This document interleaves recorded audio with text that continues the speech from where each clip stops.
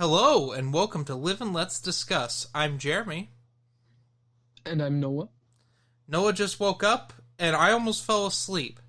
So we're off to a really good start right now. We're talking about You Only Live Twice. Yes. Film number 5. And, book number 11? Yes.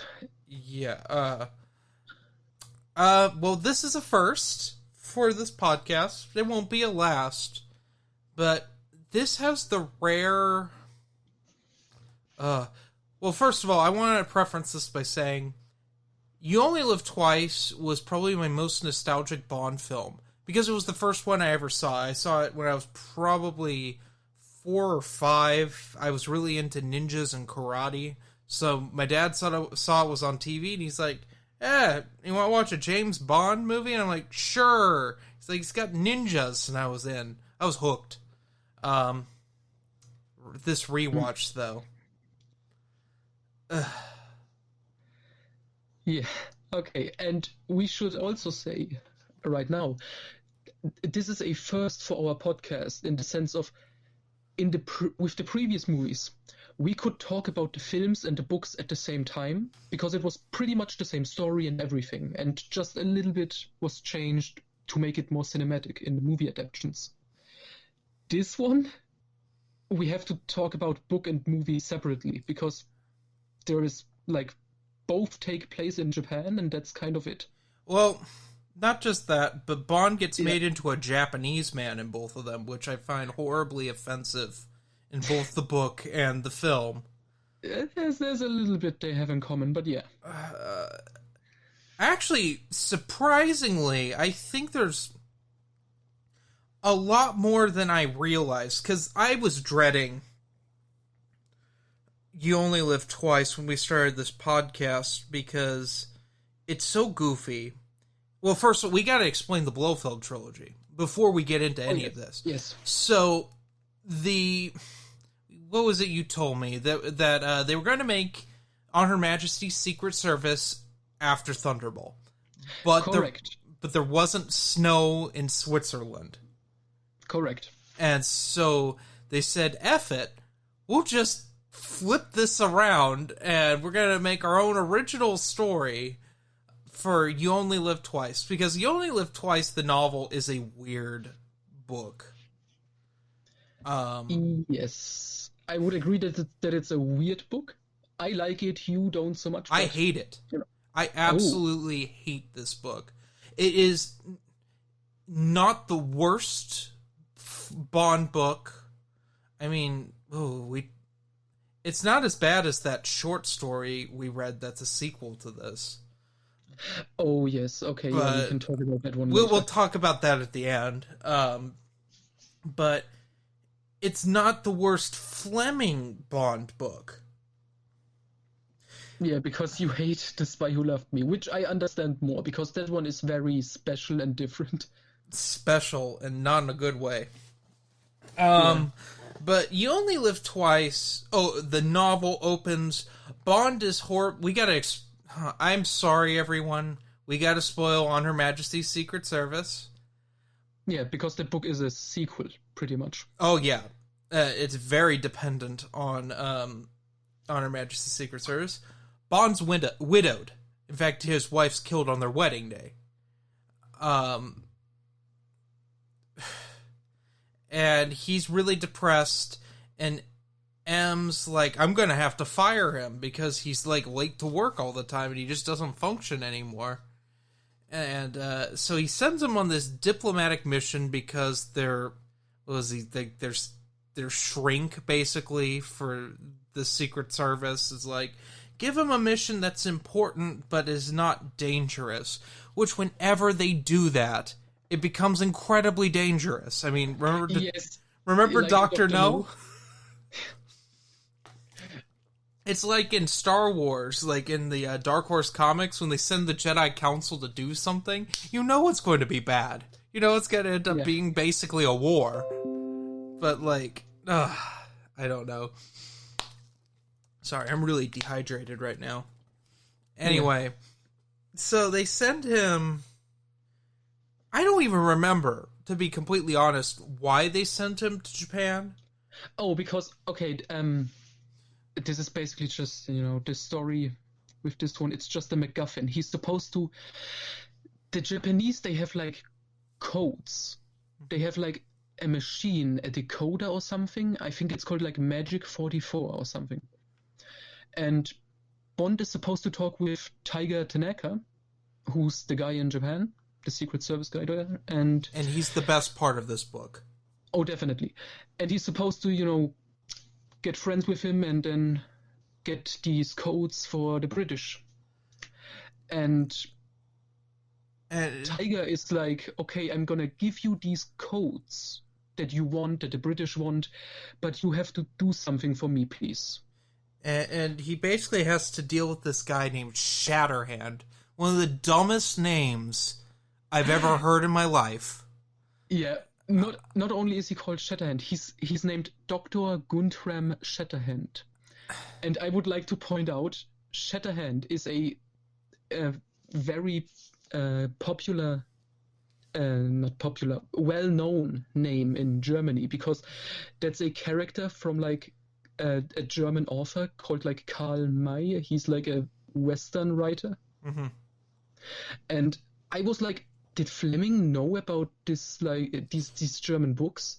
Oh, he absolutely did. And I looked into it, and apparently no. No? Fleming was in Germany in a coffee shop or something that was called Shatterhand.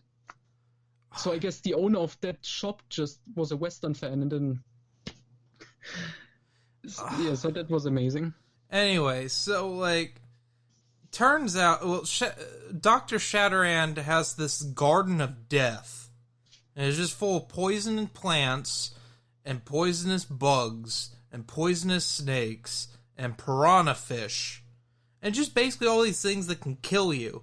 Because apparently, according to Fleming, which is not true of Japan, although suicide is an acceptable thing in Japan, they don't all just want to kill themselves all the time, which is the first, like, really...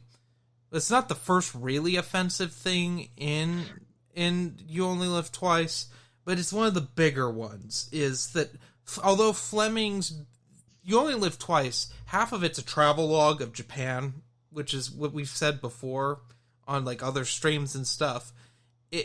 Fleming really liked going to Japan. But yeah. I don't think Fleming liked the Japanese people. And I think that really stems from him in World War II, because he doesn't have a high opinion of the Germans, and he really didn't like the Russians.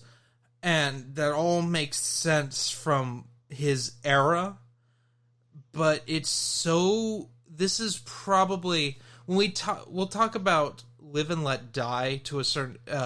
in a few episodes, which is also a very... very racist book, but with you, Live and Let Die is a really good book. It's very suspenseful. This is not a very suspenseful book for most of it. It's actually I think it's a bloated book, because this is how I see it, Noah. And bear with me, because I know you like this book. Okay. It is. Bond doesn't get Japanese culture. Bond says horrible racist things, and Tiger Tanaka puts up with it. That's 75% of this book.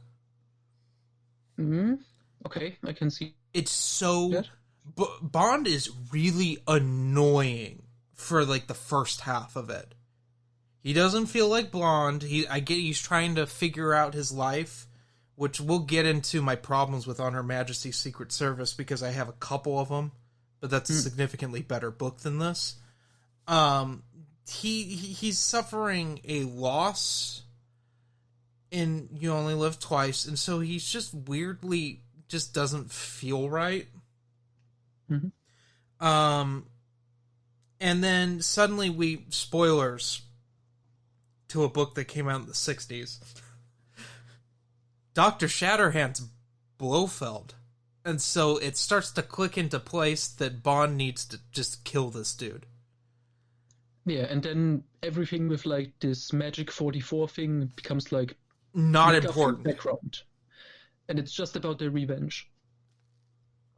Which the whole book should have been. The whole book should have been this revenge. The fact that that Blofeld, Shatterhand being Blofeld is like halfway through the book, he figures it out. It feels like an afterthought. Like Fleming was never going to bring Blofeld back, but I think people expected it. So he's like, oh, well, I had this Shatterhand idea. Well, I guess it's Blofeld. I guess. And Irma Bunt's there, too. Yeah. Which I like. Yeah, well, yeah.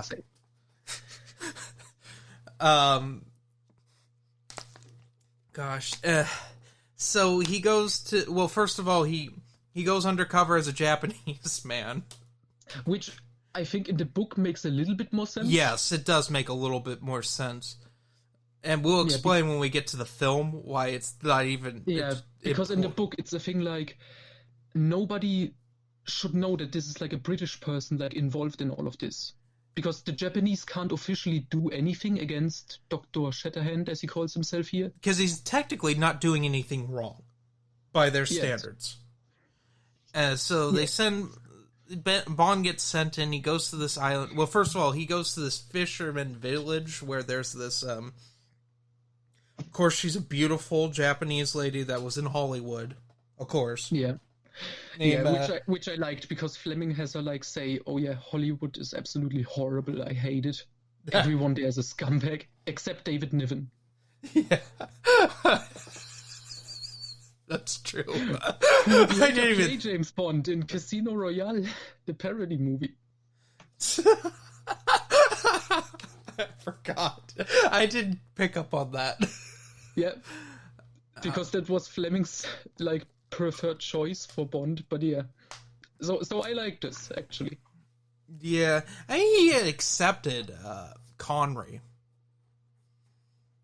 Oh, God, we got to bring up something in this. So we didn't bring up... This starts happening in On Her Majesty's Secret Service, but it permeates through the rest of Fleming's books, which thankfully we'll get to talk about Colonel Sun possibly a little bit, because I just finished that, and that feels like an extension of Fleming, even though it wasn't written by Fleming. But the insistence of Bond bringing up that he's Scottish... Oh, yeah. It's obnoxious. True. And feels super tacked on because Sean Connery is Scottish. Kind of. I think he mentions it in this book once or twice. Yeah. Of course, it was in Majesty's Secret Service. Yeah, because when he's like, oh yeah, half Scottish, half Swiss. Which there it was like, yeah, okay, let's give a little bit background information here. Sure, why not? But yeah, it comes up in Man with the Golden Gun as well. It's like... I don't remember. Yeah, it gets brought up in there, too. Alright. And, it's actually brought up in Colonel Sun once, too. It's like, remember Sean Connery was James Bond? I mean, it's not really remember he was. He still was when this was written. Well, I mean, when Colonel Sun was written. I think that's post Diamonds. Oh yeah, let me check. But anyway, so her name, Bond girl's name is Kissy Suzuki. Yeah. And oh god, Bond goes to the island that has that's another thing. It kind of has a volcano in it. So they both had a volcano. Although technically it's like a volcanic geyser. A little different. Oh, yeah. But, like, it's close enough. Mm-hmm. And, like, he goes there. He ends up getting captured.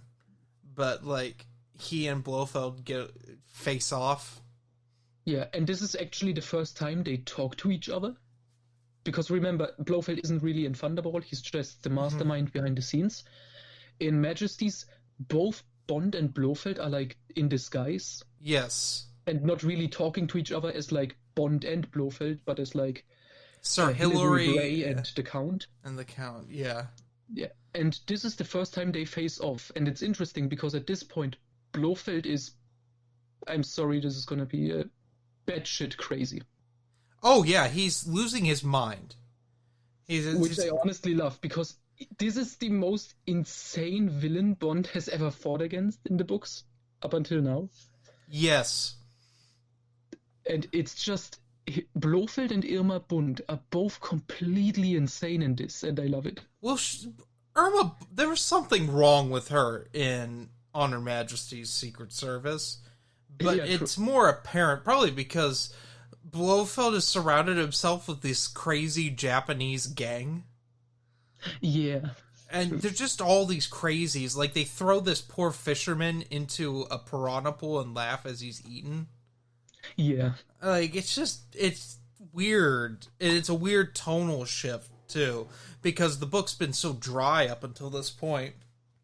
I mean, there's, been, one action scene? Where Bond runs a motorcyclist off the road. Oh, yeah. True. But, like... it's also the most, like, raw fight we've seen in the books up until this point. Definitely. Between Bond and the Bond villain. Because typically in these books, and it took me a little while to get used to it, the Bond villains inadvertently killed, usually. I always think of Drax and Moonraker, where, like, I won't spoil that, but Bond really doesn't have a hand in his death. True. Live and Let Die, the villain's killed in a sort of inadvertent way. I mean, the one that really comes to mind is Dr. No and the poop. Yeah. What a way to go. But in this, Bond gets handsy with Blofeld, and it's pretty solid. Because Bond doesn't care anymore. Yeah. Except he just wants to kill Blofeld. Yeah, and that whole end fight, like, Blofeld is wearing, like, he has, like, what's it called? This Japanese thing you wear. Kimono? With, like, a dragon on it. He's wearing a kimono, I know that. Alright, and it has, like, a dragon on it? Yeah. And Blofeld is also, he has, like, a giant sword. Mm-hmm. That he's going has to a katana, Bond yeah. with. Jesus. And Bond's got a staff. Yeah. And he hits Irma Bunt in the head with it. Yeah. Oh, and then... Oh, God. We gotta... Should we spoil how Bond and Blofeld, how it turns out at the end? Yeah. Spoilers. Go read this book and watch the film. We gotta talk about all of this because, like, we still have to get to the film. Yeah, we have to finish the book off first and then talk about the movie. So, the final showdown. So Bond and Blofeld talk for a while. Blofeld is gonna kill him with a giant sword. Mm-hmm. Of course, then there is the fight. Bond gets, like, on top of Blofeld after a brutal beatdown, and he starts choking him to death. And while screaming, "Die, Blofeld, die!" And he keeps choking him even after Blofeld is already dead. Yeah, but we gotta talk about Bond's escape because it's stupid. It's really stupid. He gets on a weather balloon. Well, first of all, he sets, like, the geyser to just go off and kill everyone. Yeah. Which, according to Raymond Benson, didn't kill everyone. We will get to it. So we'll get to that trash in a minute. Or 10. And, he ends up getting on a weather balloon and he falls. And he hits the water so hard he gets amnesia. But thankfully, Kissy's there to take him back to the village. Where she, like, basically preys on him. And, like, just convinces him that he's a Japanese man. Yeah. And he loses... He lost, like... For, like, a long time... He's, like, I think it's like a year. He lives as a fisherman in Japan. Not entirely a year, because they say in Man with Golden Gun he was missing for 1 year. But you know. Oh, yeah, no, because... Oh, God. So it's for a few months or weeks. It's more than a few months because she's pregnant by the time he leaves. No, she just realized that she's pregnant. Doesn't mean it's like 9 months. Oh, that's true, yeah. She's not showing. And she wants him to marry her, but then he keeps thinking of Russia, and so he goes... Yeah, because he found like a Russian name when he was like in the city or something, and he was like, oh, I know this. This triggers something in my mind. I should probably go to Russia and find out who I really am. So Bond leaves for Russia, still with his memory pretty much gone, and Kissy is pregnant with his child, but she never tells him, and she lets him go. Yeah. And so I always say this is the biggest cliffhanger in the entire book series. It's frustrating. And Raymond Benson's story made it worse. But we'll get to that in a bit. I keep saying that. Because I think this works. Like with the general theme of this book, with like rebirth and everything. And then of course it gets into the opening of Man with the Golden Gun. Which is awesome. Oh yeah, that's a pretty awesome thing. Yeah. Anyway, I want to bring up the meta in this book. Okay. Where Ian Fleming pulls a Stephen King and is kind of a character that writes about Bond. Yeah. He put that in one little sentence at the end. In like this... It was more than a sentence. Obituary written by M. It was like a paragraph, and I was just like... All I could think of is Stephen King did this better in Song of Susanna. True. But that was still narcissistic. It was just dumb. Yeah, I mean, I'm not gonna say narcissistic with this because you have to keep in mind Fleming was literally dying while writing. And he... that's I don't true. know. I'm gonna give him this one. It's just a little reference. Because remember, later on they would publish a book called The James Bond Biography, which actually pretends, like it's written like a biography and pretends Bond was a real person. Yeah, let's not talk... That is a weird thing. That's a stupid thing. Yeah. We may someday read that in like 5 years. Yeah. Because I have no desire to ever read that. But it's the next one after Colonel Sun. I'm skipping it. In fact, I might read License Renewed before I read the novelizations to Spy Who Loved Me and the movie and Moonraker the movie. Because I kind of want to read those right when we watch them. All right. Also, it gives you time to try to find a copy of Spy Who Loved Me by Christopher Wood. Since that's the only one you don't own. Yeah. But let's get into this film of You Only Live Twice. Okay. So, Spectre's doing Spectre things, and they kidnap American astronaut, and they leave the other one out in space to die. We literally start this film in space. In space, but thankfully it's not the Moonraker movie. Well, it's by the same director. We could mention. Yeah. This is the third director we have. First we have Terence Young, who did Dr. No, From Russia with Love, and Thunderball. We had Guy Hamilton, who did Goldfinger and would return later. And now we have Lewis Gilbert, who would do this one, Spy Who Loved Me, and Moonraker, which are basically the same film. Yes. Yeah, and I think the only one that really works perfectly is Spy Who Loved Me. I disagree, but it works better than this. Yeah. So Spectre has a spaceship that grabs other spaceships, and they're just trying to get Russia and the United States to fucking fight each other. I just dropped an F-bomb, but you already... We've sworn. These podcasts are just becoming more and more explicit as we go along. And M's like, well, we got our best agent on it. He's in Hong Kong. Bond in bed with a Chinese lady. Then they fake Bond's death. And we get into probably the weakest Bond theme of the 60s. Oh, no, I disagree, because we remember Dr. No, which basically didn't have a theme song. Yeah. Oh, that's true. I mean, From Russia with Love on. This is the weakest of those that have, like, the Bond intros. I don't know. I just didn't care for it. The Nancy Sinatra song in itself, I don't know. I think it works. I think it's pretty great, actually. It's a fine song. When I listen to the Bond playlist on Apple Music, I don't skip this one. But you're coming off of Thunderball. True. Which was, like, epic. And this is more like, dreamy, but, like, it doesn't work because we haven't had...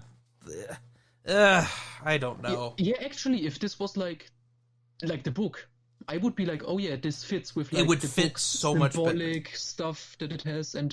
But with the movie, it's more like... But the movie is like a over-the-top farce, so this... But, I forgot about something. I forgot something I liked in the book. Yeah. The book opens with a haiku by Banto. And it's the You Only Live Twice haiku, which is my favorite of his. And it fits... But it's not by him, it's by Bond. I know. Fleming, to be exactly. I know, but it's Banto-esque. It caused me to read all of his work. Nice. I might get it tattooed on me. I haven't decided yet. Yeah, what is the exact, like, the whole thing? Because it's written by Bond in the book. You only live twice. You only live twice. When you are born. Once when you were born, and once when you look death in the face. Yeah. But I have to figure out how to write that in Japanese. So I don't get, like, soup. That's, like, one of my fears, man. When you get something... Like, I have a friend who has, like, a Bible verse tattooed in Hebrew. And I'm like, how do you know it says that? You don't speak Hebrew. You don't know how to write in Hebrew. They could have just wrote dick butt on you and you wouldn't know the difference. It's serious. Like, yeah. I know we're getting into a digression there, but, like, that's, like, a pet peeve of mine. Like, understand the language if you're going to get it tattooed on you. But yeah, I don't know. This movie. That's a good part. This movie is the beginning of Sean Connery not caring. Everyone says, like, Thunder. We talked about how people say that Thunderball was the beginning of the end. I disagree. This is the beginning of the end for absolutely Sean Connery. Like watch Thunderball and then You Only Live Twice, like right after another, and it's like night and day. His performance. He doesn't care at all. He looks miserable. See it. Yeah. And then we'll talk about Diamonds, because Diamonds is even worse than this. But he said this was his last one. Yeah. And during filming, I think? Yes. He said it? Yeah, he was done. He was done with all the publicity and stuff. Yeah, and he had enough of being, like, typecasted and stuff. Yeah, he was not having a good time. So, Bond's death's faked. He goes undercover so he can find Spectre. Which is, like, stupid. Yes. Because that's something I should already mention. They have a picture of him being dead, Royal Naval Commander, whatever, dead. And there's a picture of James Bond on the front page of the newspapers. Mm-hmm. And later on, the bad guy said, like, Blofeld says, well, this guy in Japan, he was wearing a Walter PPK. We only know of one person who does so, it's James Bond. And his henchmen are like, but the newspaper said he was dead. Oh, you mean the newspapers that had his picture? And you literally saw him and talked with him when he was, like, undercover as Mr. Fisher or whatever. It's so stupid. There's a lot of... People always say, oh, the plot in Bond movies, it's stupid and full of plot holes, but the previous ones, not so much. No. This is the first one where it's bothering me. This movie's stupid. This movie is all spectacle. And it loses the... I don't know how to call it, like, the elegance. It loses the intelligence. And the classiness of the first few movies. especially like From Russia with Love is a smart film. There's all sorts of espionage and stuff, and you actually, it's not a dumb action movie. There, you do have to use your brain to like keep up with it. And the same with Goldfinger, and it to an extent, Thunderball's the beginning of when things get dumb. I see that it's because it starts to become a big spectacle. But at least but it still was like somewhat grounded. Yeah, and But and this is an over-the-top children's cartoon already. Well, why do you think I liked it when I was like 5? Yeah, obviously. I mean, there is good stuff in here you can enjoy, and if you watch it with that mindset. But it's absolutely like going from the first 4 to this one. It's a shift. It's a rough shift. So like, Bond meets up with Tiger Tanaka, and when he's falling down like this weird contraption, this shaft. Yeah, that reminds me of Empire Strikes Back, but not as cool. It reminded me of Austin Powers. That is literally like a scene they would. Well, I mean, the first Austin Powers is a parody of this movie. Yeah, true. Like directly a parody of this movie in particular, because this movie's so stupid. Yeah. We're skipping over things, but that's okay. We always do. But we're really abridging this because this movie's so dumb. So they basically, rather than follow the book of You Only Live Twice, they decide to rip off things that worked in previous films. Especially because we should say the screenwriter is, I'm gonna butcher his name, Roald Dahl. The guy who wrote Charlie and the Chocolate Factory. Yeah, Roald Dahl. Yeah, who was a friend of Ian Fleming, from what I know, but not a fan of the book. And he was like, I have nothing to work with here. And it's like, you obviously don't, because this is a sequel to Majesties. Yeah. So he decided, well, I'm just gonna, take inspiration from Dr. No. Yeah, with the rockets and everything. And he takes inspiration from the Thunderball movie with the femme fatale. I mean, that's inspiration is one word. I would call it copy and paste. Yeah.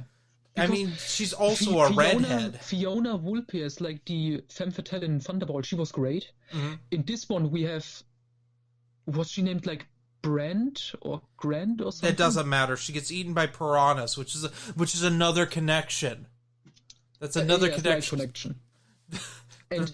And she's like, they also gave her like red hair, which looks funky. Like I immediately, even as a child watching this, I would recognize like, oh, that's not her natural hair color. That's like it's also the Technicolor. The Technicolor brings out certain colors really well when they colorize it. Because there's some funky things with this movie on a technical level. Once again, we got bad dubbing. Yeah, I mean, not as much, because this is something positive we should point out. The filmmakers this time really wanted, no, we can't cast like British or US or whatever. We go to Japan, film Japanese people, have them as actors, and have them talk with their own voice. Mm-hmm. Except in one case, near the end, which we will get to. Mm-hmm. But also bad blue screen. Oh yeah, oh god. I mean, the helicopter fight. Yeah. And later you sent me a message when Bond and Kissy are about to go like on this volcano place with the bad guys, and you said this is like the worst green screen effect ever. Oh yeah, I said it was the worst composite shot I had ever seen in a movie of that era. And it is. And I get that effects were limited at the time, but why push it that much? They didn't have to in the last 4 films. Yeah, the previous films looked better. I mean, because I think they had like a bigger budget on this one. Oh yeah, and so they tried to do all these. You can tell with the Spectre headquarters in the volcano. That's a set. Oh, it's a humongous set. Yeah, that is awesome. It's incredible. It's so Bond, and it didn't come from Fleming. Yep. I mean, they ripped it off later. It was the sort of, well, this director ripped it off later. He had a big thing for the giant set. Yeah, he's all about spectacle, this Lewis Gilbert. And, like, all of Tiger Tanaka's stuff up until he starts Bond starts training to be a ninja. They're Which, all, again, like... in the book makes sense, and in this one it's like... Well, he barely why? trains as a ninja in the book. Like, they make it a point that he doesn't have time for that, most of it.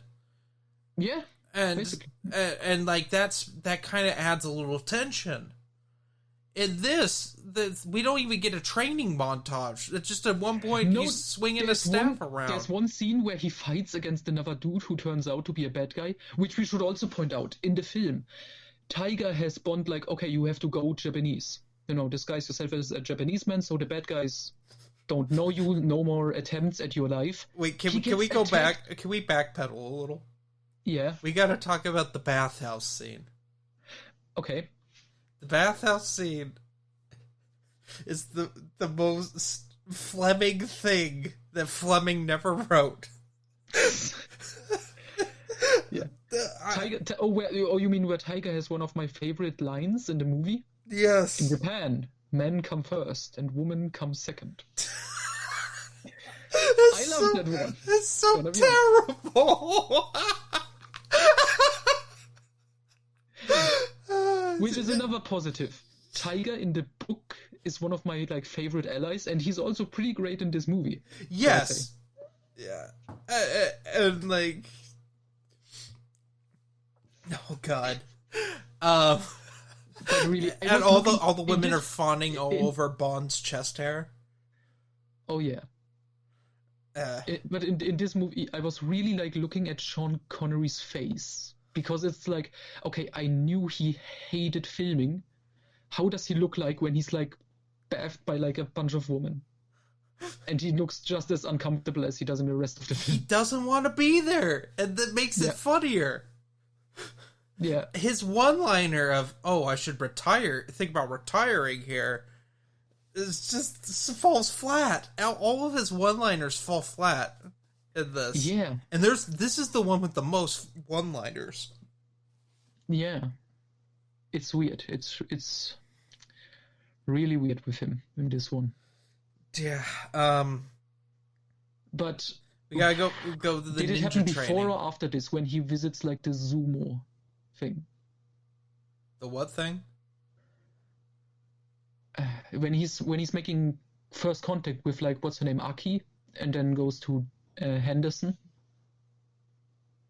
Oh yeah.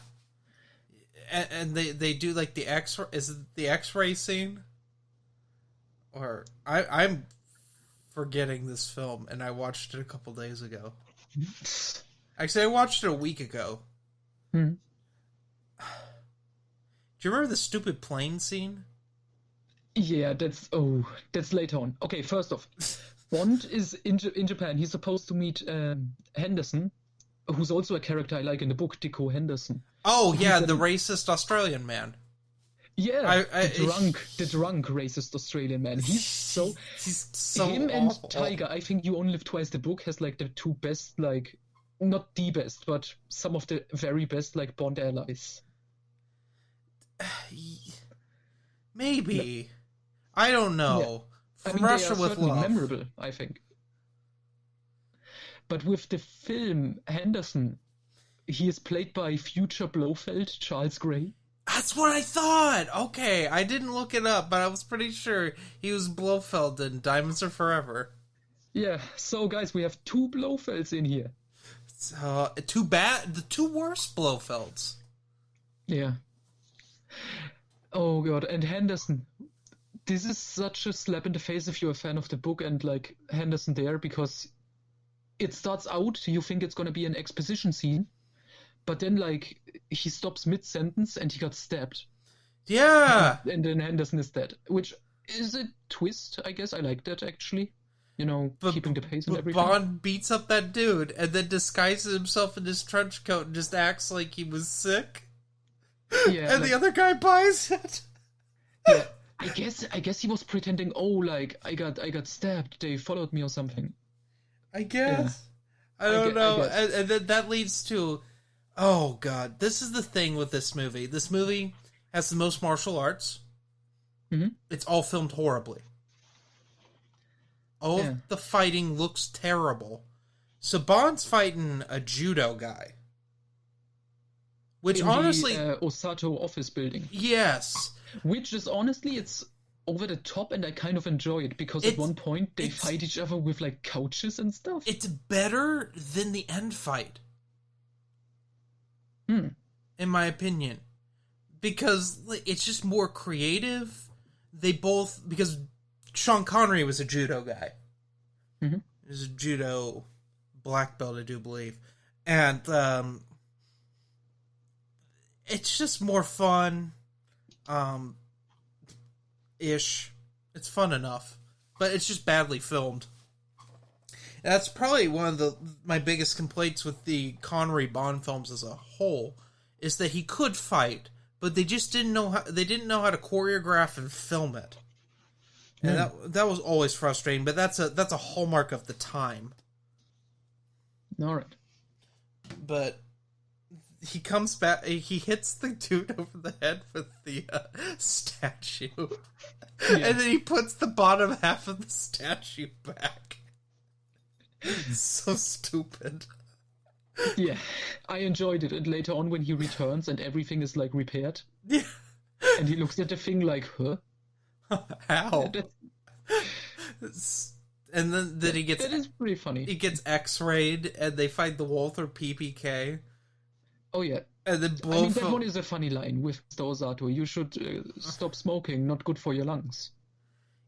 Is he the only Bond... Is Connery the only Bond that smoked regularly? No. I know Dalton just casually smoked in Living Daylights and stuff. But I mean... Connery smoked the most. Probably. I don't remember... I'm trying to remember Roger Moore. Because Roger Moore smoked cigars. Is what I remember.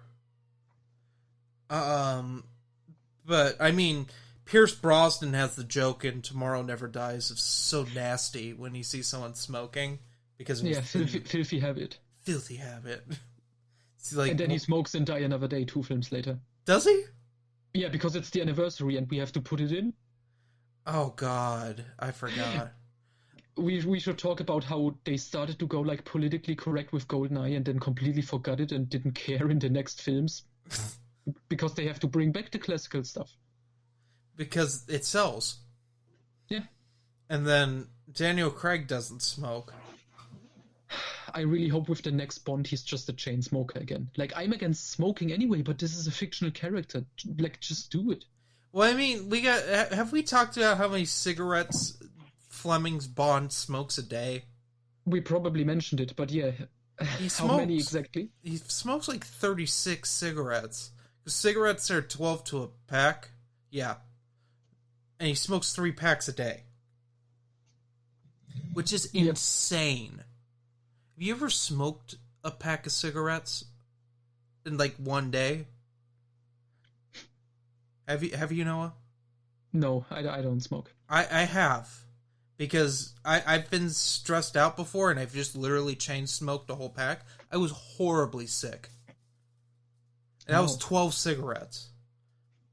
Granted, I smoked one after another and just smoked an entire pack of cigarettes in one sitting.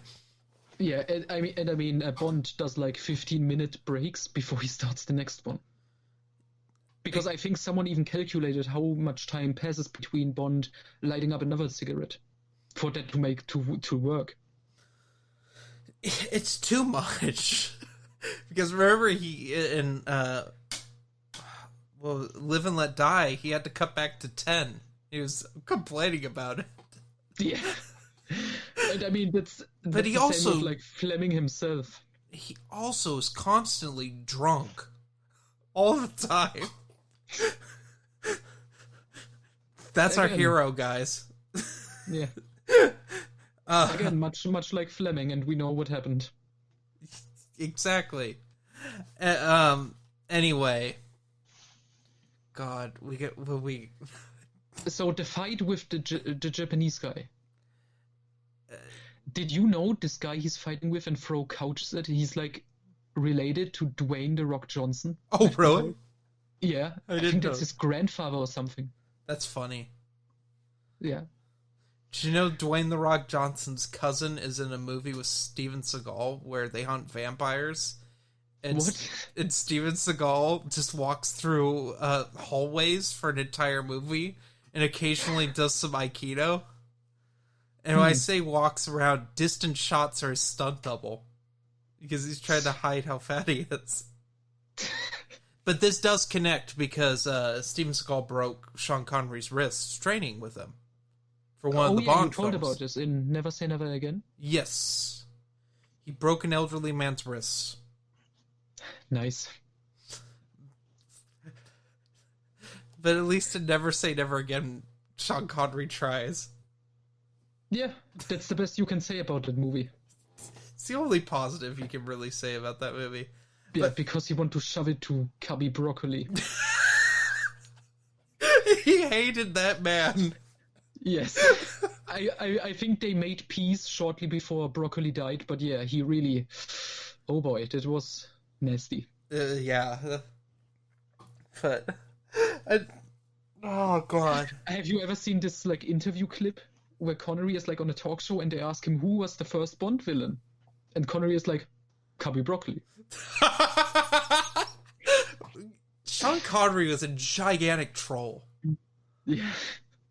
Watching him get interviewed is just some of the funniest stuff. Because I think he hated being a celebrity. Yeah. I think he, like, loathed it.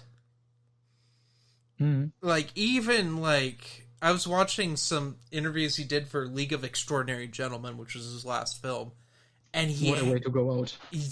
Yeah. What a whimper. Quite possibly the worst comic book movie ever made. Ooh. It doesn't make sense at all. Yeah. They took probably Alan Moore's most unfilmable comic, aside from what he did, the Star Wars Devil Worlds. That's not filmable. Doesn't make... It makes about as much sense as League of Extraordinary Gentlemen. Have you ever read Devil Worlds? Not yet, but I'm looking forward to it. It's funky. I like it, but I'm like in a minority in that regard. But I pretty much like everything Alan Moore's ever written. Despite how much he hates women. He hates everyone, though. That dude lives in like a bunker in like the Midwest or something like that. Yeah. Like he's a weird... Alan Moore's a weird hermit. Anyway, digression aside, because I don't want to talk about this film anymore. Come on. There's good stuff in here we have to talk about. We gotta talk about the ninja training, because it reminds me of the Spectre training. And yes, except this one, I think it's intentionally funny. There's this one dude who's like training with a sword, and then he's like attacking the camera and posing and screaming. Yes. Yeah, so that shot. There was a guy... He smashed, like, ice with his head. Yes. Which was funny. And another guy who, like, who did the same with, like, a watermelon, and you can see it splash the camera. Yes. Yes. But I love the... they're doing all this outside training, and then all the gun training's done inside where no one's wearing ear protection. Yeah. That's when we get, like, the Q stuff. A little bit. Yeah. But we also get... This is when we get, instead of a Bond car... We get Little Nelly. Little Nelly. Well, we didn't talk about the Toyota in this. The little sports car they're driving... That, what's her face is driving around Aki? it. Aki's driving around it. That is one of the nicest Toyotas you'll ever find, and it's very rare. I think they only made it for, like, 2 years. I can't remember what kind of Toyota it is. But that's a really cool car. And it doesn't have... Well, it does have a little stupid tech in it, where they can talk to Tanaka on a video camera. Yeah. Which is one of the more realistic things in this movie, actually. Sadly, yes. Yeah. Because they are followed by, like, the bad guys in a black car. And like she calls in and is like, okay, you know what? Call in the helicopter or whatever with a giant magnet, picking up the car and throwing it into the ocean. It's so stupid. And Bond is watching it on this little monitor in the car. Who is filming the helicopter? It makes no sense. But we gotta talk about the cigarettes. But let's talk Nellie. Nellie's kind of adorable as a little gyrocopter. Reminds me of the gyrocopter in Road Warrior. Yeah, so this is when Q shows up again in field, like in a Thunderball. He's back. He's back, and it's nice. Yeah, it's always nice to see Desmond Llewellyn. And then they build little Nellie in a nice little montage, you know. And then Bond flies with it, you know, to oversee the area and stuff. And some of the most heinous special effects. Yeah, because I get it. It's like this big action sequence with the other helicopters, but Connery in this thing looks ridiculous. He's 6 foot. He was 6'3". I wouldn't fit in that, and I'm 5'11". Like, no, it's just not even like Connery. If you put any James Bond actor in this thing, this looks little Nelly. While it's cool because it was like functional, like this little plane, but it's like this looks like a toy thing in front of a supermarket. A little kid would ride. Yes. And you put Connery in it with like this stupid helmet. And no goggles. No. The goggles probably would have made it cooler. Maybe. I don't know. It just didn't look right. But like, he's like doing all this stuff in the air. Terrible optical shots. Honestly, it's kind of a pointless thing. Yeah. I mean, you mean like pretty much all of the story in here? It's just to have spectacle and awesome action scenes and big stuff. Because remember, bigger is better. Yeah, that's what we learned from The World Is Not Enough. Yeah. But like, anyway, so like Bond does his ninja training. He fights a random guy. They're like, he's not one of us. And it's like, whoa, how did he get in here? He's also a ninja. Oh. Probably. And then the one girl's poisoned. Aki. Yeah, she dies. She was like the Bond girl, kind of, for most of the movie. Yeah. And then she's just like... Again, this goes into the whole turning Bond Japanese, because he has just turned Japanese in this disguise.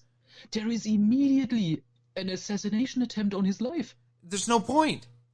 Yeah, it's useless. At least with the book you can say, okay, it's a point why Bond is doing this. Here, no. Also, it has no purpose. And then he gets married for cover.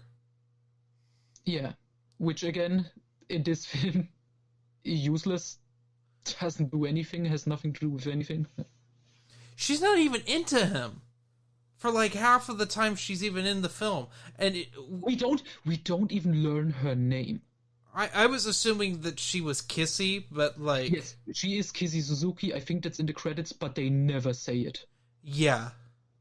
So the Bond girl at the end of this, we don't even know her name. That's great. It's like in Quantum of Solace with Strawberry Fields. Yeah. It's exactly like that. Oh, God. So, we go to the fishing village, which just feels like they had to put that in because it was in the book. But it doesn't... It's so weird what they take from the book and what not. So, they go to the volcano. Turns out to be Blofeld's Spectre base. Which is an awesome Ken Adams set. It's wonderful. And then we get the Blofeld recast of Donald Pleasance. Yeah, I mean, it only gets revealed later. At first, we only have him talk, like usual, just we see the cat. But he sounds like Donald Pleasance. Yes, which he sounds like Donald Pleasance doing a German accent. But not a good one. No. My favorite is when he screams with, like, his usual voice, "Kill Bond, now!" And I wanted to be put this on the record. I like Donald Pleasance as an actor. Oh yeah, he's great. He is so wonderful in his hammy acting in those awful Halloween sequels. Mm-hmm. You ever seen Halloween 5 when he's beating Michael Myers with the 2x4? Oh no, I've only seen parts of it. Oh, dude. That's the best part of how... What did you just send me? Okay, Donald Pleasance in this movie as Blofeld was a recast. The picture I just sent you is the original actor they had. Oh, why'd they recast? They hired a Polish person called, let me see his name, Jan Werich, or something, how you pronounce it. And he's like, apparently the director or someone, they just said like, oh, this guy isn't menacing at all. I can see that. Yeah. He looks very friendly. He looks like a friendly old man. Why didn't they just have the guy who was Blofeld in the previous 2 times they had Blofeld? Yes, okay, but that's a problem because the faceless Blofeld, his body was played by the guy who was in Dr. No. This doctor guy from Dr. No. Oh. Yeah, and then he was dubbed over by another actor. So the previous faceless Blofeld was played by 2 actors. Oh, that makes sense. But I will say this, Donald Pleasance in this role, he's the iconic Blofeld. Oh yeah, definitely. The look. The look, definitely. Because they realized, oh, we have to do something to spice this guy up. He's got that weird scar that they ripped off Inspector. Yep. The most shoehorned thing in. Like, to the point, we'll talk about this more when we review Spectre, but when I first saw Spectre in the theater, I was the only one in there. Because Force Awakens was coming out, and I didn't feel like seeing that on opening. So I went and saw Spectre. Well, it was closing. I actually saw 2 films that day. I also saw Creed. But, like, I'm watching Spectre, and I'm like, is he supposed to be the head of Spectre? Like, is this the guy from You Only Live Twice? And, like, it'd been so long since I had seen any Bond films, period.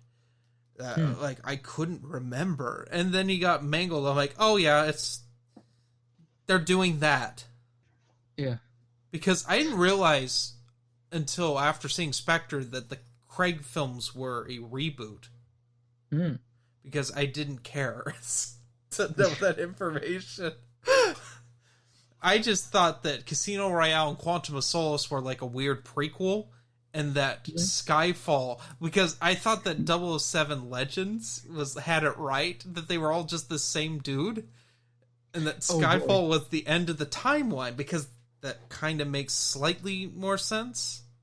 But that would mean you have to imagine Daniel Craig in a spacesuit in Moonraker. Well, he was just Roger Moore that time.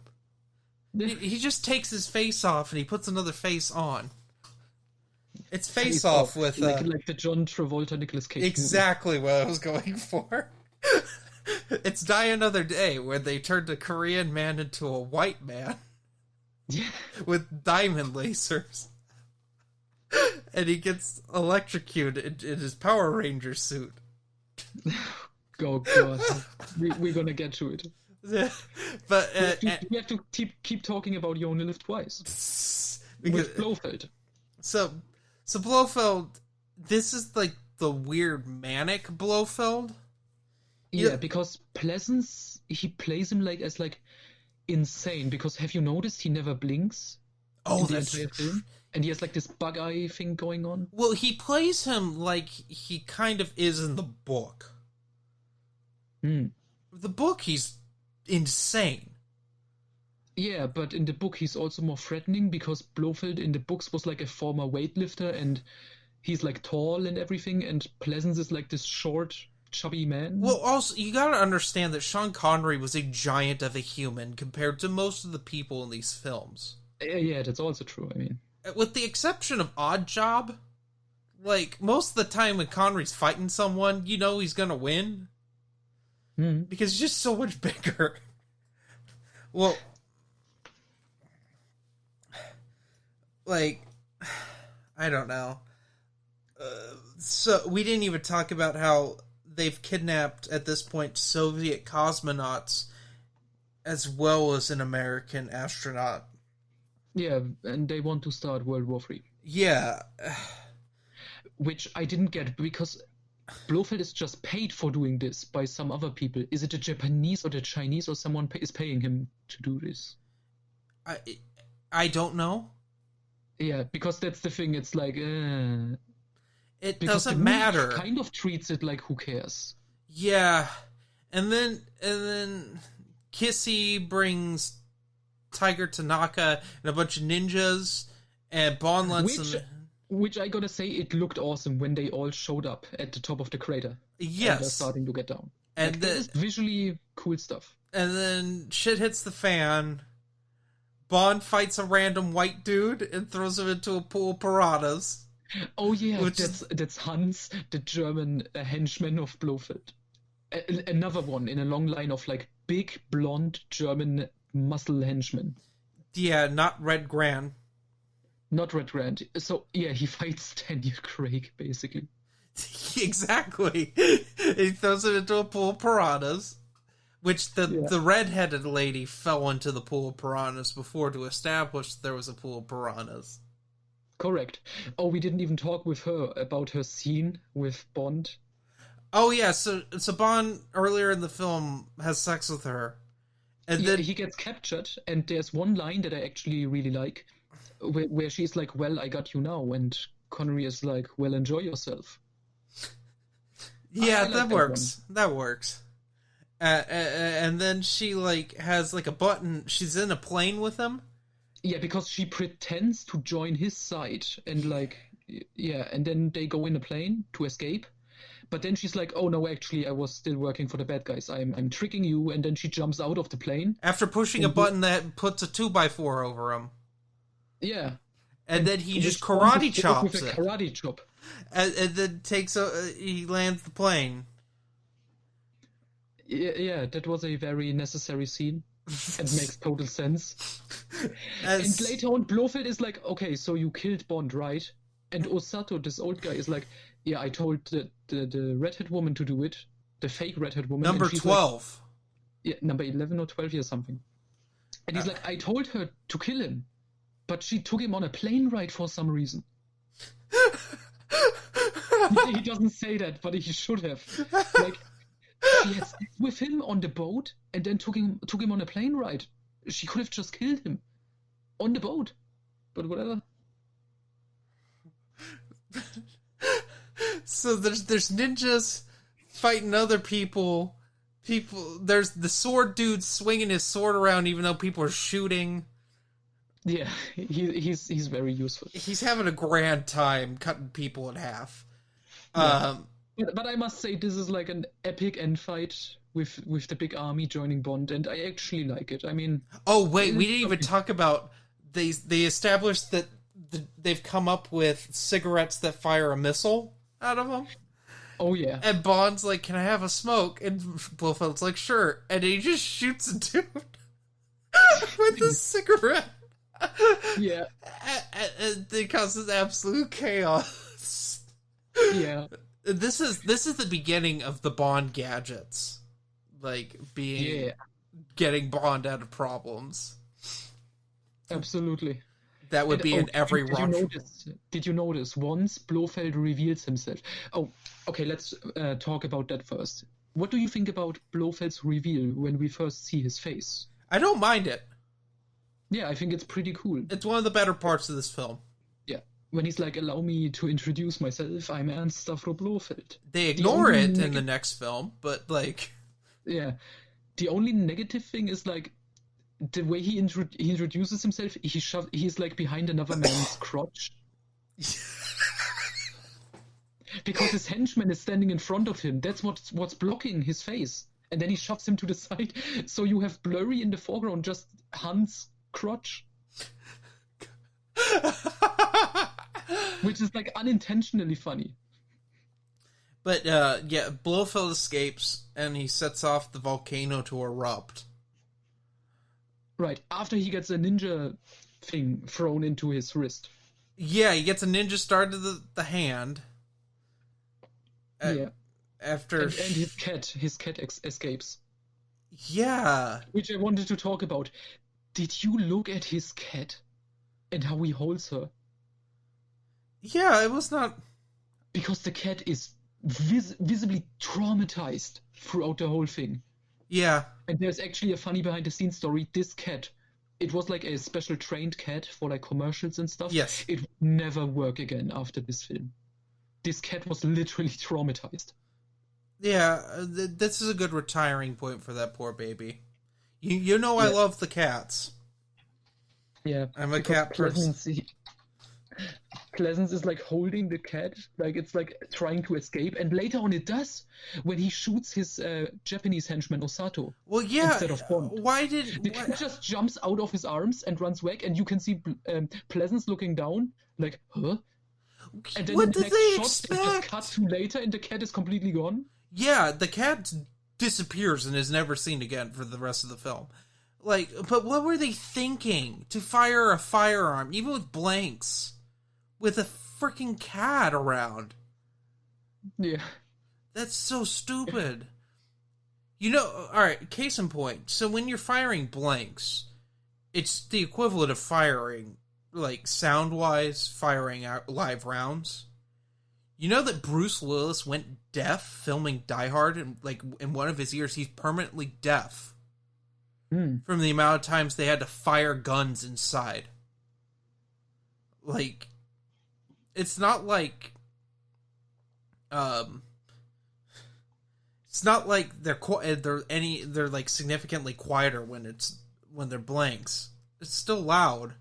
And can you imagine that with the poor cat? Cats hear better than humans. It's terrible. Then again, Alfred Hitchcock shoved a bunch of birds down a chimney, and a bunch of them died. So, like, PETA wasn't a thing yet. Yeah, that's definitely a cat that's done. You just sent me a photo.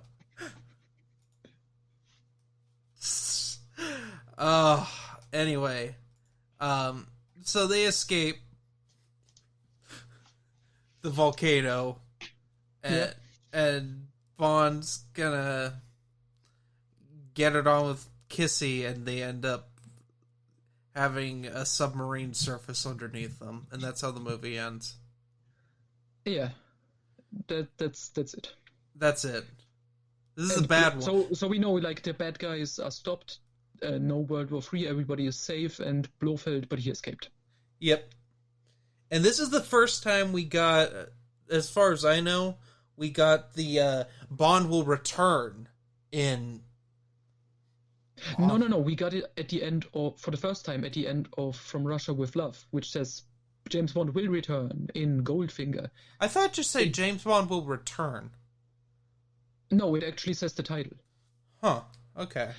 But in this one, they make a little, not really a joke, but they make something clever where it says, James Bond will be back on Her Majesty's Secret Service. Yeah. Which happens next, true. It does. It shouldn't. It should have happened before. Yeah.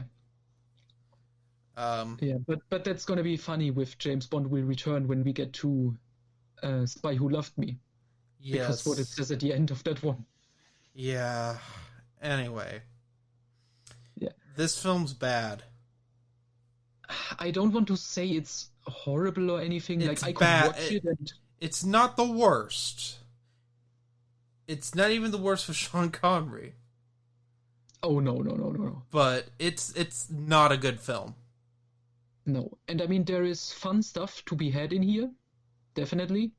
And of course, yeah, people are going to say, oh, how dare you say something bad about Donald Pleasance? He's the iconic Blofeld. Yeah, I give him that. Like, I don't have anything against him. I get what he's going for in this part. But it's kind of a letdown after building up the previous faceless Blofeld to see him. Also, and him goofing it up. The next Blofeld in the next film is just really good. Yeah, can you imagine if we switch movies? We go from Thunderball right to Majesties, as it is with Lazenby and Telly Savalas as Blofeld. I'll go one step further. We have Sean Connery in On Her Majesty's Secret Service. Oh, I don't know. I mean, he was done at that point in time. But I mean, like, just the movies as we have them in, like, watching order. Because I would think that works better, probably. Yeah. Definitely. Because it doesn't really work now. Yeah, but with this weird contradiction, which we're going to talk about next time. Let's talk about Blast from the Past by Raymond Benson. All right. So this short story, wait, let me double check. When it came out, because I'm going to say it was his very first James Bond story, when he was hired to continue on after John Gardner left. And John Gardner, famously, he wrote 16 James Bond books. Yes. 14 original ones and 2 novelizations. Which no one talks about the novelizations, but the general consensus is that John Gardner's books got really bad at the end. That's what I've read online. Okay, I think they started out pretty, not so good. And then occasionally he wrote a decent one. Yeah, they're very different. I can tell you that. So can Noah. They don't feel like a continuation of Fleming's stories. Nope. But this short story was supposed to be in the same timeline as Fleming's stuff. It doesn't fit. Yeah, I mean it kind of does, but then there is a bunch of like weird stuff, which you talk to me about. Yeah. Okay, so this Blast from the Past, first publication, Playboy, January 1997. Well, that explains why it's pornographic as it is. Yeah. Okay. So it opens with Bond, who's gotta be in his 60s. We talked about this before the show a few days ago because I was so mystified by the timeline of this story. Yeah. Because of who's in it. Bond's probably in his 60s, and he's banging his housekeeper's. Technically, she's not his niece, but not her niece. Kind of. She treats her as such, but yeah. Which is very bad. Yes, and he's like, "This is great." Then he gets a letter from his son, who's James Suzuki, his and Kissy's child, which apparently he's just been. He's accepted that he's a dad, but doesn't do anything about it? No. And it says like, oh, he learned about his son sometimes after the events of Man with the Golden Gun. And Kissy, by the way, Kissy Suzuki, she died of cancer. Yes. She's not in this. He gets a message from his son saying that he needs him in New York. So he goes to New York. He finds his son dead. In his apartment. In his son's apartment. Been poisoned with fugu, which is pufferfish poison. Which is a really heinous way to die, by the way. That's why eating fugu is illegal in the United States. Anyway, we find, first of all, he teams up with, I'm not sure if she's like a detective or like part of... She's some sort of law enforcement, and she's in her 40s, but allegedly looks like she's in her 20s. Because of course. Of course. And they team up, and they track that they go to his son's bank that he works at, and then like his vault's booby trapped. And then they realize that there's this homeless lady who... Yeah, we should... not glossing over this. His bank vault, this thing explodes. Yes. And killed someone, yeah. Yeah, it killed a janitor. Which was an assassination attempt on Bond's life, as they conclude. Yeah. It doesn't matter that much. Anyway, well, there's this homeless lady that Bond's seen a couple times. He tracks her down. They end up in a car chase. Oh, by the way, inexplicably, Bond's using the Walther PPK again. For nostalgia purposes. Yeah. And, turns out, it's Irma Bunt What? What? She survived. Whoa! She was horribly burned and has like a plate in her head because Bond hit her in the head. I'm sorry, that still makes me laugh. He hit her in the head with a stick. Yeah, okay, so in You Only Live Twice, Bond knocks Irma Bunt out, and then he just, and then he kills Blofeld, and then he escapes, sets the place on fire, it explodes, and he thinks, oh yeah, Irma Bunt, she died in the fucking explosion. Because that's logical that no one survived that. Yeah, but she's like, but I woke up just in time to realize what you have been doing, and then I escaped, and then I got into like some German clinic in Japan or something. She makes it sound like they had like German henchmen down there, which was never talked about in the book You Only Live Twice. They just had like these Japanese gangsters that they hired. Yeah, and she's surrounded by German henchmen in this that have been like brainwashed. Brainwashed? By like Blofeld. So they've been brainwashed for decades now. Because Bond's son's in his 20s. So he has to be at least 18 because he has a job and his own apartment. I'm pretty sure they say that he's in his 20s. Oh, Jesus. Yeah, so Bond, how old was he in Man with the Golden Gun? 40-something? Well, okay, so he's in his mid-30s in Casino Royale. Yeah.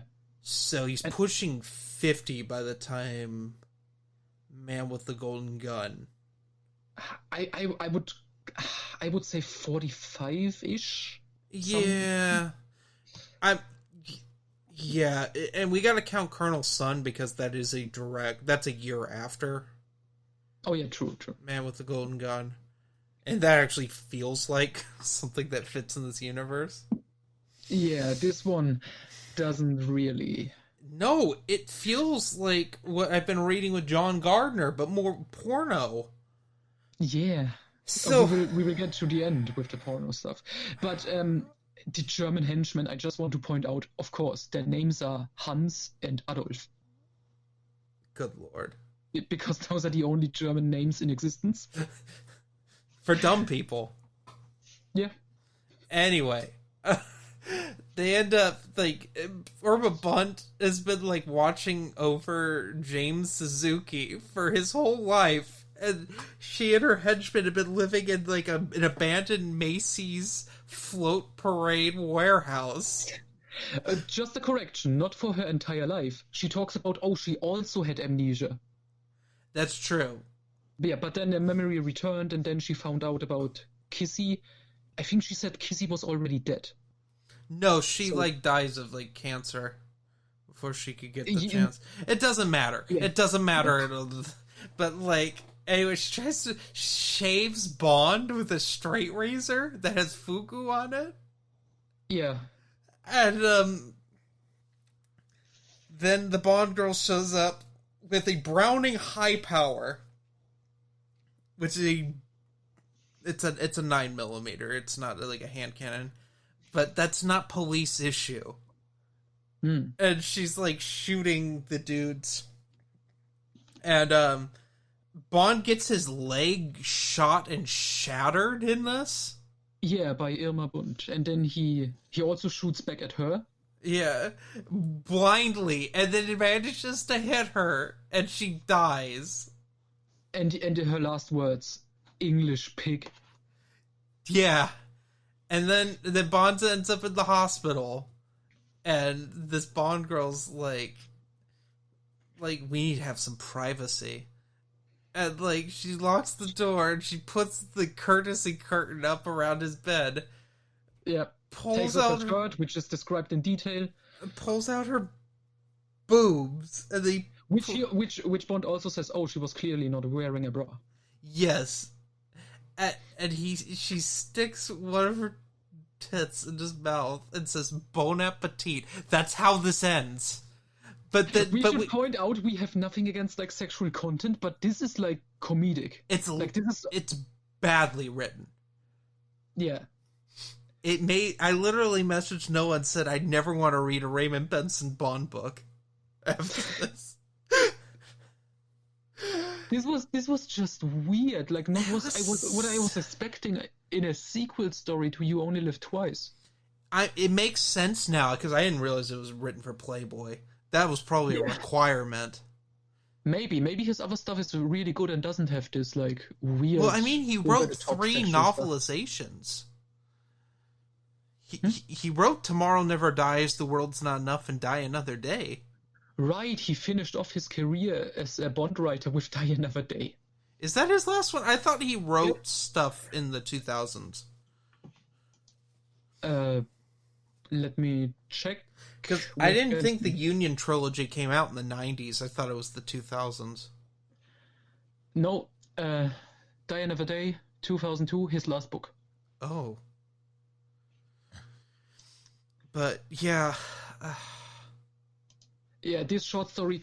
Okay, so this is the only time we ever get any sort of sequel to You Only Live Twice with this character, with like James Bond's kid, James Suzuki. He gets mentioned in the James Bond autobiography by John Pearson. Oh. I think he gets mentioned the first time identified as James Suzuki there. But I don't know why they never followed up on it. Because it's dumb. No, but it's weird. Like, I know Fleming because he wrote it in as a symbolic thing, because James Bond, the whole theme of the book You Only Live Twice is like rebirth. It's set 9 months after Tracy's death. Bond literally being reborn as this simple Japanese man, learning this different culture and stuff, and then he also fathers a kid. Okay, I get it. I wonder if Fleming would have brought this kid back at some point. You know what would have worked? Yeah. You know what would have worked? James Suzuki coming back as a Bond villain. That would have been actually kind of cool. You know, picture Spectre, this plot of Spectre, but James Suzuki. That would have been actually awesome. Yeah. Instead, he was a banker that got poisoned by fugu by, I almost said Rosa Klebb, Irma Bunt, who has a plate in her head and wears a weird wax mask. Yes, Bond describes her. She looks like a female Phantom of the Opera. That literally made me laugh out loud. This whole short story made me laugh out loud. It's so god-awful. Yeah, but you know what? I think this plot about like a relative of Bond being the villain, I think that was the original concept for The World Is Not Enough. Really? Which they dropped because it doesn't make sense otherwise. Why the film is called after Bond's family motto? Oh, that's right, it is. Huh. Yeah. So I think they dropped that, but kept the title. It's a good title. Yeah, I wish it would made sense. I mean, they say it in the movie. Oh yeah, they shoehorn it in. Oh yeah, my family motto is "The world is not enough." They also and it's like, okay, what does this have to do with anything? They also shoehorn in a bunch of the lyrics from the Garbage song. There's no point in living if you can't. What was it? Live a lie? Feel alive? Feel alive? It's been a long time since I heard that song. I don't know. Yeah. So this short story, not really. It's kind of reading this directly after You Only Live Twice. It's, oh yeah, okay, James Bond had this kid, and it's like, oh, yeah, he died. He's dead. And he doesn't even have a character the first time we see him. He's just dead. Yeah. And apparently Bond was just a shitty dad. His kid, James Suzuki, he has a picture of him and Bond standing in front of like some famous British place. Mm-hmm. When he was 12, and it's one of the few times. It's the only photo that he had. Yeah, Bond even says this might be the only picture he had of his dad. Yeah. But, I mean, to me, it made a little sense that it would be like that. Yeah, for Bond as a character, yeah, I agree. Because Bond, it says it best, it's one of the better, it's like one of the only good things in this book, is that Bond couldn't love after Teresa. No.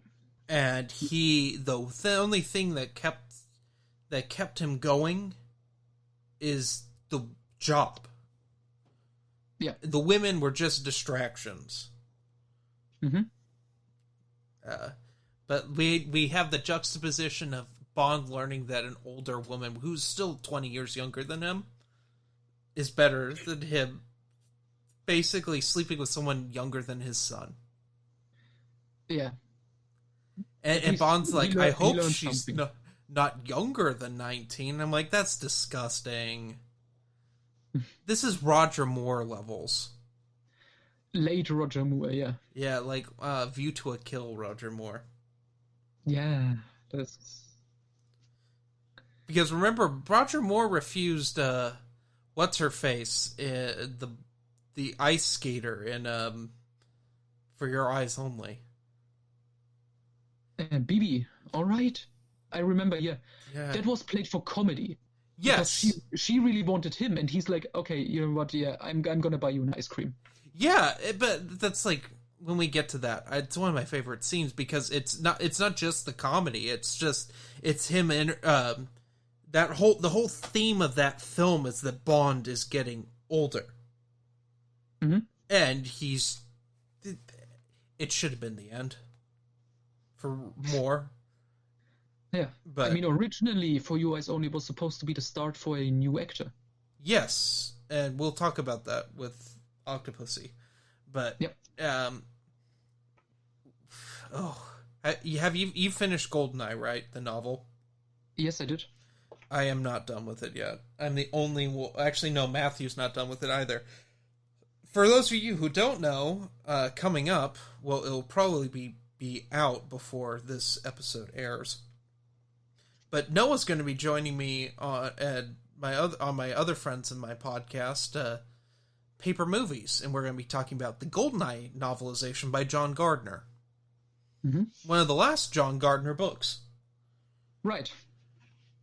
And spoilers, it's so weird to read this after finishing Fleming. Yeah. It just doesn't feel right. Mm-hmm. Oh, it was his second to last novel. But I mean, like, I can't imagine what license renewed is going to be like. License renewed. Oh, geez. Okay, I would say it's kind of like bland in a way where it's like there's nothing too great about it, nothing too bad about it. It's like a careful story. Like, okay, let's slowly go in before he makes it his own thing, which he does in the very next book, which I think is horrible. For Special Services is his second book, because he brings back Spectre. And with the ice cream. With the mind-controlling ice cream. And he brings in stuff, and he connects it to Blofeld in a way that will make you vomit. Ugh. In a way that's just, like, offensive to the character, I think. Are these sequels to the films or the books? That's the weird thing, because both Gardner and Raymond Benson, they kind of treat it like the film adventures also kind of happened, because Raymond Benson, he brings in Judi Dench's M from the Brosnan movies. Yeah. He has a scene where she replaces Miles Messervy's M from the Fleming books. Mm. That's so weird. It's weird, but they generally treat the Fleming stories that took place in the 50s as being absolutely canon. But then they just pretend, oh, he went into hibernation or something, and he's the same age when our stories begin. That doesn't make sense. Yeah, I know, but that's what they did, because they realized, oh, we can't tell stories about 70-year-old James Bond. Why don't they just do what they did with Colonel's Son, where that came out in the 70s? And No. That came out 68. Did it really? Yeah. But it's earlier in the 60s that it happens. Yeah, because it's a direct sequel to Man with the Golden Gun. And it's a great one. Yeah. I want to talk about it, but I kind of want us to just do an episode on Colonel's Son. Oh yeah, a special episode, we can do it. Yeah. And it's partly because our good friend Adam at Bryant VRM wants to be on our next episode on Her Majesty's Secret Service, and he's not near that yet. So yeah, I was thinking about it. Yeah, so we can squeeze Colonel's Son in, and then Adam can join us next time with Majesties. Yeah, so we might take a break from film and just talk about a book. which will be interesting. Because, yeah, Colonel Sun, because I keep bringing it up because it's worth bringing up, but, like, I don't want to just do it a disservice. Like, when you talked about Trigger Mortis, I don't think that would have warranted a whole episode. Probably not. Because it's, but with Colonel Sun, I think it'd be a disservice to do it, throw it in the what we're reading. Oh yeah, because it is an important book in the sense that it's the first continuation novel for Fleming, and written in the same time by an author who was friends with him. And it feels like not entirely like Fleming wrote it. There's some things that are different, but I want to get into that in more detail. Mm-hmm. But you need to reread it before we do that. Oh, absolutely! I'm looking forward to it. Okay, it's gonna be fun. So. Yeah, have you read any other Bond? Oh yeah, I don't know if I talked about it on this podcast. I don't think so. I finished Scorpius. Oh, that's right. The very violent beginning of it. Yeah. So Scorpius, it's a okay book, I would say. Mm-hmm. It's about this arms dealer who's now leading a religious cult that commits like mass murders and stuff, which, okay, it's an interesting enough plot, and I don't want to say it's like a buddy cop thing, but we have a lot of like James Bond and M working together in London, because most of the story is set in London, where these attacks take place. So that was interesting. That's interesting, yeah. Yeah, and I told you and the guys about it. There's one really terrible meta reference where Bond is watching a movie on an airplane. It's The Untouchables by Brian De Palma, and he's like, oh yeah, this actor who plays this cop, one of Bond's favorite actors. Yeah, he's talking about Sean Connery. Yeah, that's worse than Fleming writing himself in as a character. Yeah. But yeah, that's pretty much this episode in a nutshell. This is the longest one. We talked barely about You Only Live Twice, the film, but there's not a lot to talk about. It's a letdown for us. There's not a lot to talk about. Yeah. And I mean, again, I can have fun with it. It has some good stuff. It has some iconic stuff, obviously, but it is kind of a letdown. It's not exactly what I want out of a James Bond movie. No. It goes all big spectacle, and it lacks this like classy feeling, this exotic feeling, but still good stuff. Like, I really love the Japanese setting and everything. Mm-hmm.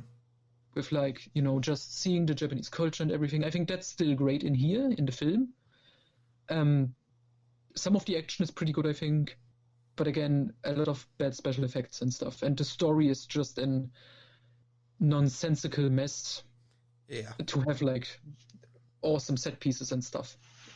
But again, set design also great. So it's a mixed bag. If I have to give points, I would say this is like a 5 out of 10. It's like completely mediocre, where it's like, yeah, I can watch it, but I could also not watch it. Yeah. Yeah. Yeah. It could be worse, so and there are worse.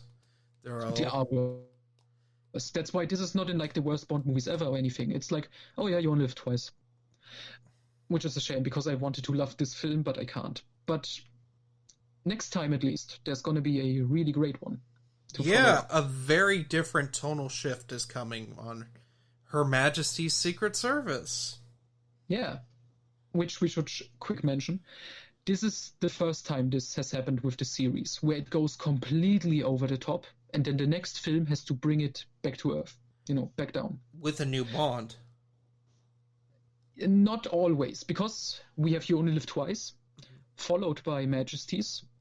We had Moonraker, followed by... Oh, that's true. For Your Eyes Only. And then we have... And this is kind of the reverse. We have License to Kill, followed by GoldenEye. Where it's the reverse, because License to Kill is very much serious and brutal, and GoldenEye makes it more fun again. So, but I would say it's similar, though, because it's bringing Bond back to doing Bond things. Yeah, true. But and then you have Die Another Day, and then Casino Royale. which is probably like the biggest. That's the absolute extremes. Yeah, this is like because Die Another Day to Casino Royale. I've said it often before. It's like going from Batman and Robin to Batman Begins. Yes. Or Quantum of Solace and Skyfall. Oh no. Going from the four elements to... Yeah. I mean, Skyfall, the big end battle, it had all the four elements. It did. It is true. Yeah. I mean, it's probably Mark Forster. That was his favorite scene in Skyfall, probably. He was like, he probably shed a tear. Yeah, he watching it.